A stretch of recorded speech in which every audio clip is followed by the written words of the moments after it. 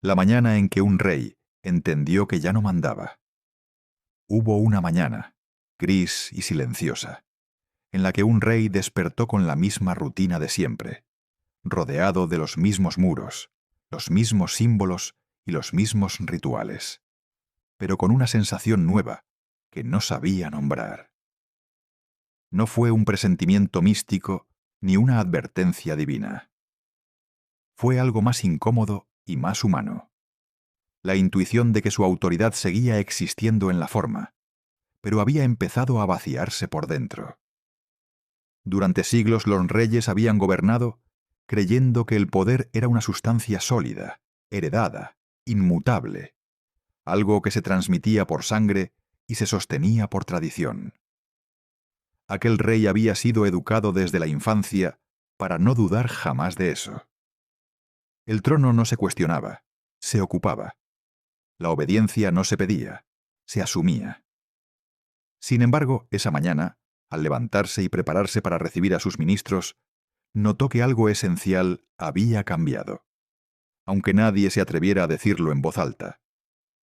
Los pasos en los pasillos sonaban distintos. Las miradas eran más largas, menos sumisas. Ya no había reverencia automática, sino cálculo. Y el cálculo es el primer enemigo del poder absoluto. Cuando entró en la sala de audiencias, habló como siempre, con tono firme, usando las palabras que durante décadas habían bastado para ordenar, decidir y cerrar cualquier discusión. Pero esta vez, las respuestas no llegaron de inmediato. Hubo silencios, intercambios de miradas, gestos casi imperceptibles entre los hombres que lo rodeaban.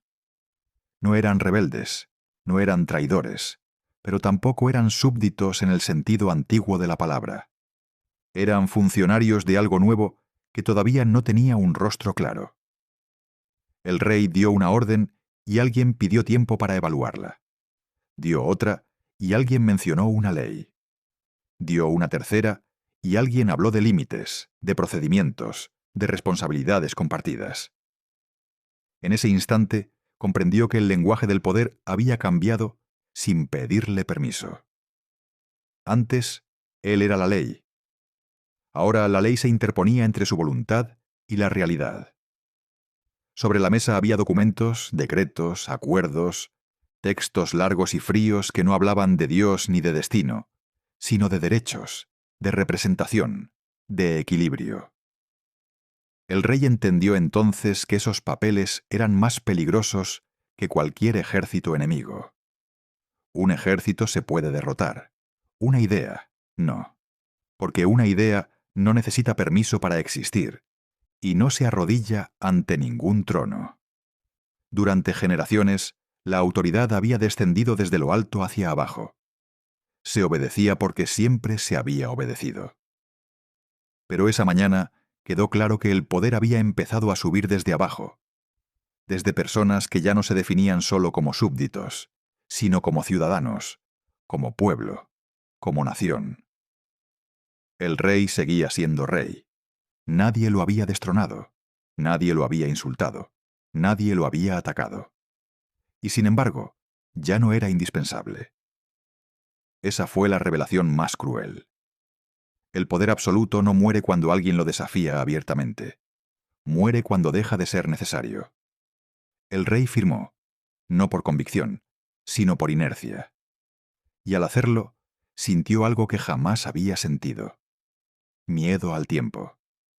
Porque entendió que lo que estaba ocurriendo no era una crisis pasajera, sino un cambio de era. El respeto que había recibido durante toda su vida no era amor ni lealtad. Era costumbre. Y las costumbres, cuando dejan de servir, se rompen sin culpa. Esa mañana no cayó ningún palacio. No hubo ejecuciones ni exilios inmediatos. Pero se abrió una grieta invisible que ya no se cerraría. A partir de ese día, todos los reyes gobernarían sabiendo que su poder podía ser discutido, limitado, condicionado. Algunos resistirían, otros negarían la realidad, otros terminarían derrotados. Pero todos, sin excepción, heredarían esa certeza silenciosa. El mundo había aprendido a girar sin pedir permiso al trono. Y cuando eso ocurre, el final ya no es cuestión de fuerza, sino de tiempo. Si te gusta el video, dale like y suscríbete para disfrutar más contenido. Esta fue otra crónica de Herederos del Tiempo.